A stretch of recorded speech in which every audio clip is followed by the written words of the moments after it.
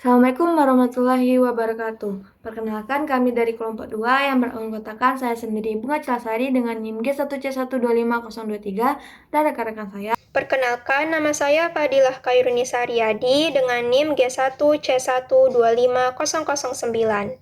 Perkenalkan, nama saya Zuleka Zahra dengan NIM G1C125015. Baik, di sini kelompok kami akan membahas tentang pertumbuhan dan perkembangan manusia pada masa anak-anak awal 3-6 tahun ya teman-teman. Nah, sebelum itu teman-teman pernah nggak kalian ngebandingin ukuran baju kalian waktu kecil sama ukuran baju kalian yang sekarang? Pasti kelihatan banget kan bedanya. Nah, hal itu tuh normal terjadi sama kalian, kita dan semua makhluk yang selalu tumbuh dan berkembang. Maka dari itu, kami akan membahas tentang perkembangan fisik dan kognitif pada masa anak-anak usia dini, di mana di sini memiliki 2 poin. Poin pertama tentang perubahan fisik. Nah, di perubahan fisik ini, setiap anak pasti melalui tahap perkembangan fisik. Nah, perkembangan fisik ini dapat dipengaruhi anak secara langsung maupun tidak langsung, teman-teman. Nah, di perubahan fisik ini memiliki 2 poin juga. Yang pertama, pertumbuhan dan perubahan. Nah, pertumbuhan tinggi dan berat badan meningkat setiap tahunnya. Maksudnya, pola pertumbuhan setiap anak berbeda-beda. Setiap individu menurut Kolekman dan lainnya pada tahun 2017. Sebagian besar perbedaan tinggi badan itu disebabkan oleh faktor keturunan, meskipun pengalaman lingkungan juga ambil peran. Lanjut, perkembangan otak sangat pesat. Kurang lebih tuh 95% ukuran dewasa pada anak usia 6 tahun. Poin kedua, perkembangan motorik dan persepsi. Kemampuan motorik kasar dan halus semakin terkoordinasi. Anak-anak mulai aktif berlari, melompat, dan bermain. Nah, di sini terdapat perbedaan individu yang cukup besar dalam keterampilan kasar anak usia dini. Contohnya pada anak usia 3 tahun, anak tuh selalu melakukan gerakan seperti melompat, meloncat, dan berlarian ke sana kemari. Nah, sama halnya itu pada anak usia 4 tahun. Tetapi mereka menunjukkan keberanian yang lebih. Lanjut, koordinasi tangan mata semakin membaik. Nah, menurut para peneliti, anak-anak usia dini itu memiliki tidur yang ideal atau jam yang ideal selama 11-13 jam per harinya. Apakah di sini teman-teman masih ada yang tidur selama itu? Lanjut ke nutrisi dan olahraga. Nah, di nutrisi dan olahraga ini, apa sih maksudnya?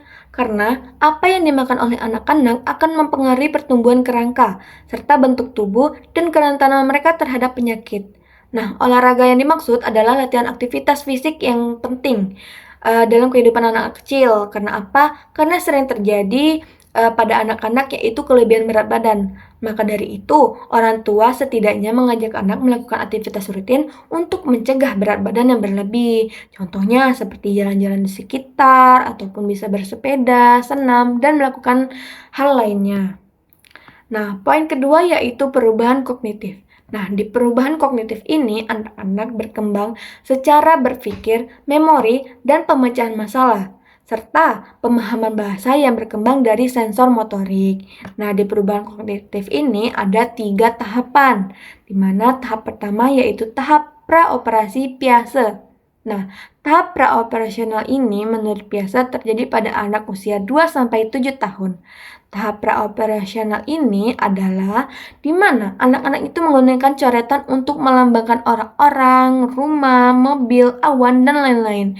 Lalu juga menggunakan bahasa serta melakukan kegiatan bermain peran sehingga anak-anak itu secara mental dapat melaksanakan tindakan yang berkaitan dengan fisiknya.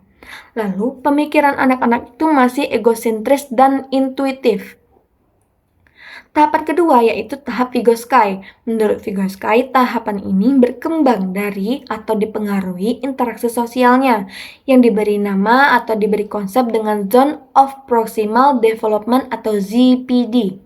Nah, menurut Vygotsky, anak-anak itu belajar mengoptimalkan melalui bantuan orang dewasa atau gurunya. Baik, selanjutnya akan dijelaskan oleh Fadila. Slide selanjutnya yaitu mengenai pemrosesan informasi. Poin pertama, memori jangka pendek mulai berkembang. Jadi, pada masa anak-anak awal, memori jangka pendeknya itu mulai berkembang, di mana mereka sudah mampu menyimpan informasi hingga 30 detik jika tidak ada pengulangan. Dengan menerapkan pengulangan, yaitu mengulang informasi setelah disajikan, mereka mampu mempertahankan informasi tersebut dalam memori jangka pendek untuk waktu yang lebih lama. Poin kedua yaitu kecepatan berpikir meningkat seiring mielinisasi otak. Kecepatan anak dalam memproses informasi merupakan bagian penting dari kemampuan kognitifnya, dan terdapat banyak bukti bahwa kecepatan penyelesaian berbagai tugas kognitif meningkat secara signifikan selama masa anak-anak awal. Studi terbaru menunjukkan bahwa mielinisasi proses pembentukan selubung yang melapisi akson, sehingga sinyal listrik bergerak lebih cepat sepanjang akson di beberapa area otak, berkaitan dengan kecepatan pemrosesan berpikir pada anak usia dini. Poin ketiga yaitu fungsi eksekutif membantu kontrol diri dan pemecahan masalah. Fungsi eksekutif melibatkan kemampuan mengelola pikiran untuk melakukan perilaku yang berorientasi pada tujuan serta pengendalian diri. Poin terakhir yaitu terdapat penelitian terbaru yang menyatakan bahwa kemajuan fungsi eksekutif selama masa prasekolah berkaitan dengan keterampilan matematika, perkembangan bahasa, dan kesiapan anak untuk memasuki sekolah. Slide selanjutnya yaitu mengenai perkembangan bahasa. Poin pertama, kosakata berkembang sangat cepat. Perkembangan kosakata anak usia awal berlangsung secara signifikan. Di antara usia 18 bulan hingga 6 tahun, anak-anak kecil mempelajari sekitar satu kata baru setiap jamnya saat beraktivitas. Pada saat memasuki kelas 1, diperkirakan anak-anak telah menguasai sekitar 14.000 kata. Poin selanjutnya yaitu mulai memahami aturan tata bahasa seperti fonologi, morfologi, dan sintaksis. Selama masa prasekolah, sebagian besar anak secara bertahap menjadi lebih responsif terhadap bunyi kata yang diucapkan dan semakin mampu menghasilkan seluruh bunyi dalam bahasa mereka. Pada usia 3 tahun, anak-anak dapat menghasilkan semua bunyi vokal dan sebagian besar bunyi konsonan. Saat anak mulai mengucapkan kata-kata yang terdiri dari lebih dari 2 kata, mereka mampu menunjukkan pemahaman pada aturan morfologi. Anak-anak prasekolah juga belajar dan menerapkan aturan sintaksis. Mereka menunjukkan penguasaan yang semakin baik terhadap aturan kompleks mengenai cara menyusun kata-kata. Selanjutnya yaitu anak-anak mampu berkomunikasi sesuai konteks atau pragmatik. Perubahan dalam pragmatik yaitu penggunaan bahasa yang sesuai berbagai konteks. Anak-anak usia awal mulai terlibat dalam percakapan yang lebih panjang. Mereka mempelajari aturan percakapan dan kesopanan yang spesifik secara budaya, serta menjadi peka terhadap kebutuhan untuk menyesuaikan ucapan dalam berbagai situasi. Sekitar usia 4 hingga 5 tahun, anak-anak mulai belajar menyesuaikan gaya bicara dengan situasi. Anak berbicara secara berbeda dengan orang dewasa dan teman sebaya, menggunakan bahasa yang lebih sopan dan formal jika berkomunikasi dengan orang dewasa. Slide selanjutnya yaitu mengenai literasi anak dini. Poin pertama, lingkungan keluarga berperan penting. Keterlibatan orang tua dalam penyediaan bahan pembelajaran sesuai usia anak merupakan pengalaman literasi di rumah yang sangat penting untuk merangsang perkembangan kognitif dan akan menimbulkan dampak positif pada perkembangan bahasa anak. Poin selanjutnya yaitu membacakan buku meningkatkan perkembangan bahasa. Pengalaman literasi untuk anak usia awal seperti sering membacakan buku itu juga berpengaruh pada perkembangan literasi mereka. Poin selanjutnya yaitu stimulasi sejak dini mendukung kesiapan akademik. Orang tua dan guru perlu menciptakan lingkungan yang mendukung anak usia dini dalam mengembangkan keterampilan literasi. Anak-anak sebaiknya menjadi peserta aktif dan terlibat dalam berbagai situasi menarik yang melibatkan kegiatan mendengar, berbicara, menulis, dan membaca. Instruksi sebaiknya disusun berdasarkan pengetahuan awal anak tentang bahasa lisan, membaca, dan menulis. Slide selanjutnya yaitu mengenai pendidikan usia dini. Terdapat variasi dalam pendidikan anak usia dini. Poin pertama yaitu pembelajaran berpusat pada anak atau child-centered. Pendidikan anak usia awal dilaksanakan melalui taman kanak-kanak yang berorientasi pada anak. Pengasuhan yang menempatkan anak sebagai pusat perhatian menjadi unsur utama dalam penyelenggaraan taman kanak-kanak. Proses pembelajaran disusun berdasarkan kebutuhan, minat, dan gaya belajar anak. Fokus utamanya terletak pada proses pembelajaran, bukan hanya pada hasil atau materi yang dipelajari. Selanjutnya yaitu mengenai belajar melalui bermain, eksplorasi, dan pengalaman langsung. Anak usia dini lebih optimal belajar melalui pengalaman langsung dengan orang dan berbagai benda. Kegiatan bermain memegang peran penting dalam dalam menunjang perkembangan anak secara menyeluruh. Aktivitas seperti bereksperimen, mengeksplorasi, membaca, menyusun kembali, berbicara, dan menyimak merupakan bagian yang sering dijumpai dalam program taman kanak-kanak yang berkualitas. Terakhir yaitu pendekatan Montessori menekankan kemandirian anak. Pendekatan Montessori merupakan sistem pendidikan yang disusun berlandaskan pemikiran Maria Montessori, seorang dokter asal Italia yang kemudian menekuni bidang pendidikan. Dalam pendekatan ini, anak diberi keleluasaan dan kemandirian yang cukup luas untuk menentukan kegiatan yang ingin dilakukan. Mereka dapat berpindah dari satu aktivitas ke aktivitas lain sesuai minat dan pilihan sendiri. Sementara itu, guru berperan sebagai pendamping atau fasilitator, bukan sebagai pihak yang sepenuhnya mengarahkan proses belajar. Baiklah, materi selanjutnya yaitu perkembangan sosioemosional pada masa kanak-kanak usia dini. Perkembangan emosional dan kepribadian. Poin A, yaitu diri. Pada tahun kedua kehidupannya, anak-anak menunjukkan perkembangan yang berarti dalam mengenali dirinya. Dalam uraian Erik Erikson mengenai masa kanak-kanak awal, tergambar bahwa anak mulai memahami tentang dirinya, mengenai siapa dirinya, dan mereka mulai membedakan dirinya dengan orang lain melalui karakteristik fisik, jasmani, dan kepemilikan. Contohnya, Sandra yang berusia 4 tahun mengatakan, "Aku berbeda dari Jennifer karena aku berambut coklat dan Jennifer berambut pirang." Selanjutnya itu poin B, perkembangan emosional. Seperti halnya orang dewasa, anak-anak juga mengalami berbagai perasaan di kesehariannya. Perkembangan emosi pada masa kanak-kanak membantu mereka memahami tentang emosional orang lain dan mulai belajar mengendalikan emosi diri. C. Perkembangan moral.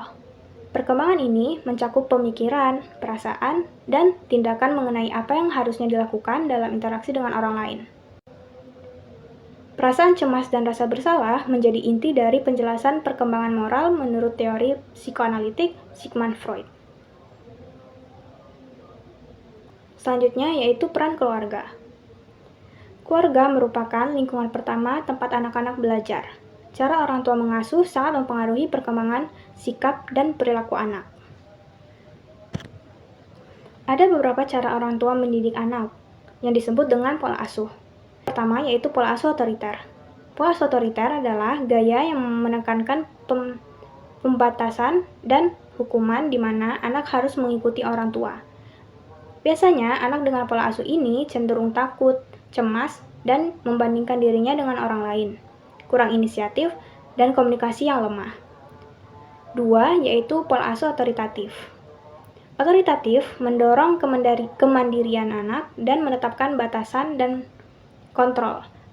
Anak dengan pola asuh ini menunjukkan kegembiraan, mandiri, dan bersikap sesuai usianya. Selanjutnya yaitu pola asuh lalai. Orang tua kurang terlibat dalam kehidupan anaknya. Mereka cenderung tidak kompeten secara sosial, kontrol diri yang lemah, dan tidak mandiri, kurang dewasa, serta mereka biasanya merasa terasinggi di keluarga sendiri. Selanjutnya yaitu pola asuh memanjakan. Orang tua sangat terlibat, tetapi memberi sedikit tuntutan atau kendali. Selanjutnya yaitu hubungan saudara kandung. Anak biasanya belajar berbagi, bekerja sama, dan bersosialisasi dari saudaranya. Selanjutnya yaitu perubahan keluarga di masyarakat. Saat ini, bentuk keluarga semakin beragam. Tidak hanya dengan ayah ibu yang lengkap, ada juga orang tua tunggal.